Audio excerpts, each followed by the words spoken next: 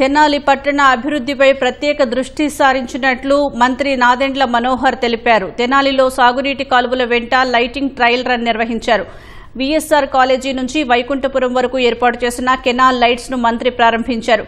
నియోజకవర్గంలో అభివృద్ధి పనుల పట్ల పటిష్టమైన ప్రణాళికతో ముందుకు వెళుతున్నట్లు మంత్రి చెప్పారు. ఆంధ్ర ప్యారిస్ గా పేరుగాంచిన తెనాలి పట్టణానికి వన్నె తెచ్చేందుకు కృషి చేస్తున్నట్లు తెలిపారు.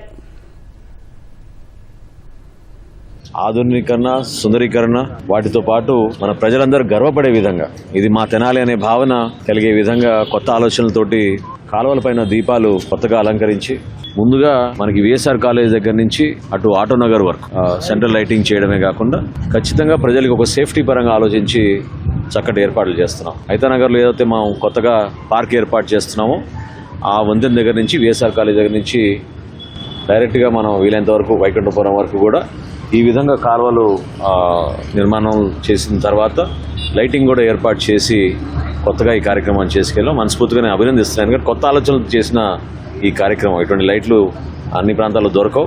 ఎంఈ గారు బెంగళూరుకి అటువంటి నగరాల్లో వెళ్ళి చూసి సెలెక్ట్ చేసి ఆ విధంగా ఈ కార్యక్రమాన్ని విజయవంతంగా ఈరోజు ప్రారంభించినందుకు కమిషనర్ గారికి, ఎంఈ గారికి, సిబ్బందికి అందరికీ కూడా నేను మనస్ఫూర్తిగా ఈ సందర్భంగా ధన్యవాదాలు తెలుపుకుంటున్నాను.